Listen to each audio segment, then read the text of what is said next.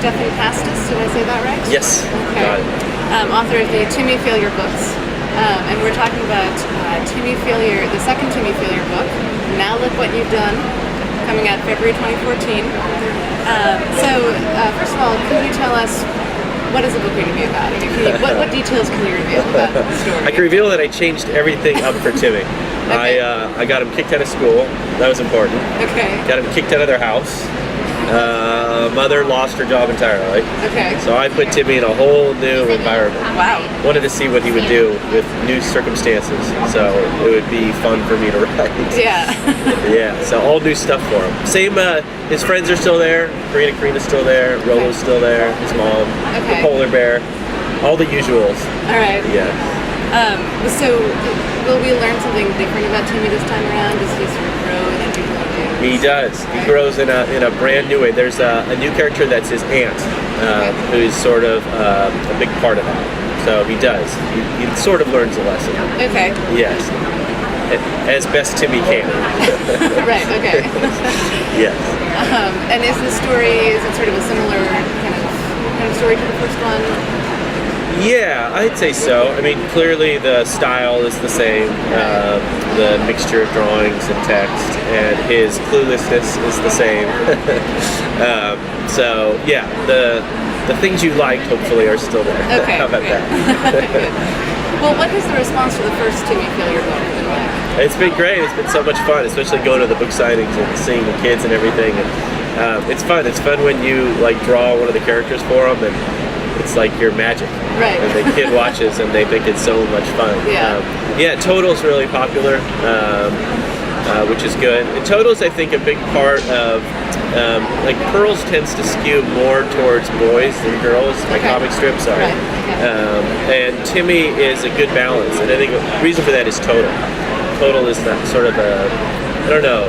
Timmy could get on your nerves.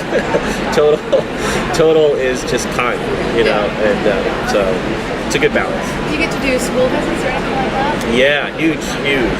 At 300-400 kids. Oh wow. And, yeah, it's really fun. It's fun too because they ask all sorts of questions. You might be talking to them, and so someone asks a question about Total. And the next question is, do you have a dog? Yes, I do have a dog. And then the next little girl goes, do you have a wife? Yeah, I have a wife. What's your wife's name? And then so you get used to that. Yeah, that's great. So I have to ask, how much of you is there in Timmy? Tons, unintentionally, but tons. Like when I write, I just write very right brain, spontaneous, don't plan out, don't outline. And then when I look back on it, I see things. Like I went home, I remember one night after writing, and I went home to my wife and I said, his aunt is my grandmother. Okay. I said, I never saw her, but it's definitely my grandmother.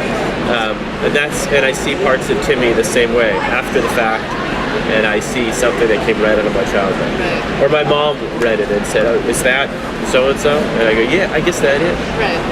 So, yeah. So what's your favorite thing about writing Timmy? The freedom of space. Because when I've done a comic strip for 10 years. When you do a comic strip in newspapers, you have no space. And if you want to tell a story, you are so limited because you have to reset the premise every day on the assumption that nobody read the prior strip. So when somebody gives you 200 pages, man, the sky's the limit. I mean, that's a really good feeling. I guess, I don't know, some people might find it daunting. I find it just freeing because of what I normally do. Would you say is that the biggest difference between writing the comics and writing books? Space? Yeah. Totally. Yeah, that's definitely, I mean, almost by definition, a comic strip is all about humor in a very, very tight, restricted space. And a novel, somebody just opens those gates up, and that's a good feeling. Yeah. It's also the one thing that's hard is you do have to have 15 characters in your head and know where they are at any given point. So one thing I would do that would probably make other authors shake their head is almost every day before I'd start writing, especially on the Monday of a new week, I would reread the entire book. just so I would know where, and it would get harder as you get further into the book, just so I would know where all the characters are. Oh, he has a broken leg. So, yeah. That's crazy. It's an important thing to keep in mind. I know. That's funny. Did you like reading comics as a kid? Was that a big part of your childhood? Reading comic strips was. So I basically grew up reading Peanuts. Like that was, Peanuts was the be all and end all for me. So never a big comic book reader, but a big kids book reader, a big comic strip book reader. Yeah. Why do you think, I mean, comics do seem to be, comic strips and or comic books are a perennially popular genre with kids. Why do you think that is?